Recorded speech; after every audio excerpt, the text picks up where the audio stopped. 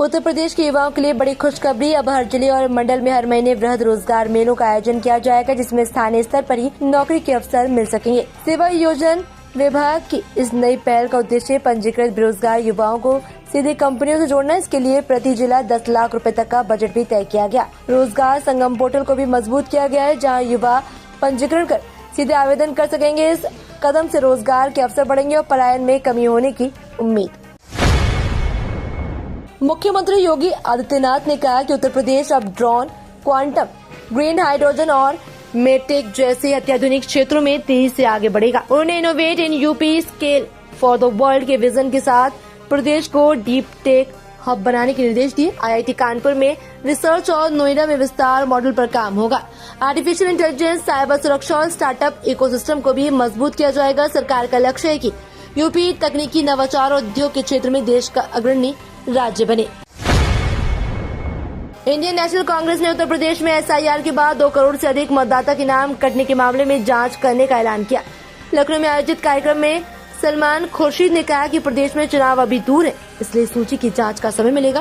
उन्होंने आरोप लगाया कि अन्य राज्यों में भी इसी तरह की प्रक्रिया अपनाई गई। वहीं प्रमोद तिवारी ने भी भाजपा पर निशाना साधा। कांग्रेस ने इस मुद्दे को लोकतांत्रिक अधिकारों से जोड़ते हुए बड़े स्तर पर जांच की बात कही। मायावती ने महात्मा ज्योतिबा फुले जयंती के मौके पर समाजवादी पार्टी पर तीखा हमला बोला। बसपा प्रमुख ने आरोप लगाया कि समाजवादी पार्टी ने जातिगत द्वेष के चलते महापुरुषों के नाम पर बनाए गए जिलों के नाम बदल दिए, जिससे उसका पीढ़ीय चरित्र उजागर होता है। उन्होंने ज्योतिराव फुले और सावित्रीबाई फुले के योगदान को याद करते हुए शिक्षा को सामाजिक बदलाव का आधार बताया। मायावती ने कहा कि बसपा सरकार ने इन महापुरुषों के सम्मान में कई ऐतिहासिक फैसले लिए। ओम प्रकाश राजभर 2027 विधानसभा चुनाव से पहले सपा के गढ़ आजमगढ़ में सक्रिय हो गए। उन्होंने अपने बेटों के लिए चुनावी जमीन तैयार कर रहे हैं। सुबह सपा प्रमुख अतरौलिया सीट से खुद चुनाव लड़ने की तैयारी में है, जबकि दीदारगंज या जहूराबाद से बेटे अरविंद राजभर या अरुण राजभर को उतारने के लिए रणनीति बना रहे हैं। पिछले 3 महीनों से उनकी लगातार मौजूदगी सियासी संकेत दे रही है। 2022 में भाजपा की हार वाले इस जिले में मजबूत जातीय समीकरण के भरोसे राजभर नई सियासी पकड़ बनाने की कोशिश में जुटे हुए हैं।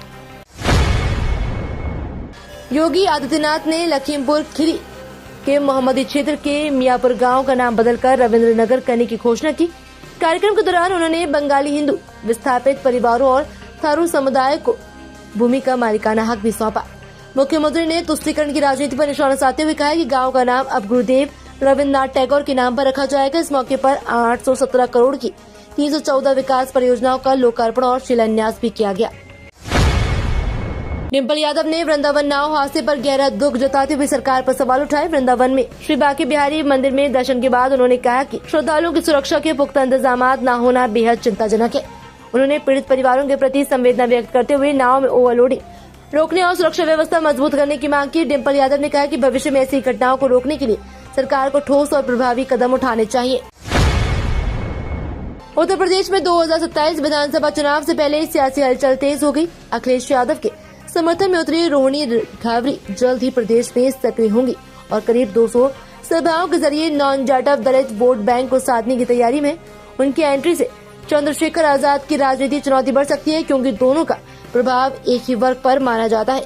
रोहिणी ने आजाद पर बीजेपी को अप्रत्यक्ष लाभ पहुंचाने का आरोप लगाया। विशेषज्ञों के मुताबिक इससे दलित वोटों का ध्रुवीकरण संभव है, जो 2027 के चुनावी नतीजों को प्रभावित कर सकता है।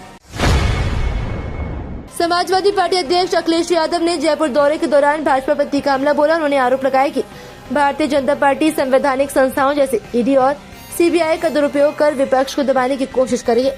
अखिलेश ने फार्म 7 के जरिए वोट कटवाने की साजिश का भी आरोप लगाया।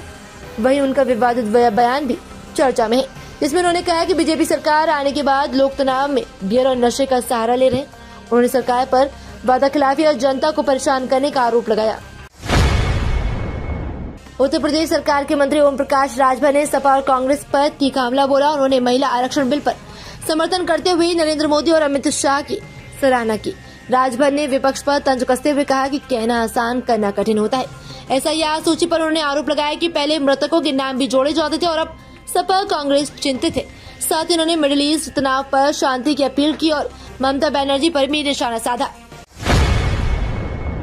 समाजवादी पार्टी प्रमुख अखिलेश यादव के आरोपों पर भाजपा ने तीखा पलटवार किया। केंद्रीय मंत्री पंकज चौधरी ने सपा के बयानों को भ्रामक और निराधार बताया। उन्होंने कहा कि भारतीय जनता पार्टी पर लगाए गए आरोप लोकतांत्रिक संस्थाओं की छवि खराब करने की कोशिश है। चौधरी ने दावा किया कि चुनाव आयोग, ईडी और सीबीआई पूरी निष्पक्षता से काम करें। साथ ही उन्होंने मोदी सरकार की योजना और विकास कार्यों का जिक्र करते हुए कहा कि जनता 2027 में फिर भाजपा को समर्थन देगी। उत्तर प्रदेश सरकार के मंत्री असीम अरुण का बयान सोशल मीडिया पर चर्चा में है। कन्नौज में उन्होंने अखिलेश यादव पर निशाना साधते हुए कहा कि उनकी जीत संभव नहीं है। हालात बनने पर भारत बनना या पाकिस्तान सोचना होगा। उन्होंने सपा पर जातीय राजनीतिक आरोप लगाया। साथ ही योगी आदित्यनाथ सरकार की तारीफ करते हुए कहा कि पिछले वर्षों में कानून व्यवस्था, सड़क और विकास के क्षेत्र में बड़ा सुधार हुआ। बयान के बाद सियासी हलचल तेज हो गई। उत्तर प्रदेश के पशुधन मंत्री धर्मपाल सिंह ने एसआईआर प्रक्रिया पर विपक्ष पर तीखा हमला बोला। उन्होंने कहा कि जो लोग विरोध कर रहे हैं वही पहले मृतकों और फर्जी वोट डालते थे, लेकिन अब पारदर्शी व्यवस्था से उनकी जमीन खिसक रही है। मंत्री ने दावा किया कि एसआईआर से मतदाता सूची साफ होगी। वहीं योगी आदित्यनाथ सरकार द्वारा गौ सेवा पर करीब 1000 करोड़ खर्च किए जा रहे हैं। गौशालाओं में चारे की कमी दूर करने के लिए भूसा बैंक स्थापित किए जा रहे हैं ताकि निराश्रित गौवंश की बेहतर देखभाल हो सके। नरेश टिकैत की दरियादिली का मामला सोशल मीडिया पर चर्चा में है। एक युवक ने राकेश टिकैत पर फेसबुक पर अभद्र टिप्पणी की। इसके बाद भाकियू कार्यकर्ता थाने पहुंचे और युवक को हिरासत में लिया। बाद में नरेश टिकैत थाने पहुंचे, युवक से बात की और उसे माफ करते हुए पुलिस से छोड़ने को कहा। उन्होंने कहा कि भाकियू कोई कार्रवाई नहीं करेगी। साथ ही युवाओं से अपील की कि मोबाइल और सोशल मीडिया पर जिम्मेदारी से इस्तेमाल करें और किसी से खिलाफ गलत भाषा का प्रयोग न करें। 12 अप्रैल 2026 को उत्तर प्रदेश खासकर पश्चिमी यूपी में भीषण गर्मी का असर देखने को मिलेगा। मेरठ, नोएडा, गाजियाबाद और मुजफ्फरनगर में तेज धूप के साथ तापमान 35 से 40 डिग्री सेल्सियस तक पहुंच सकता है।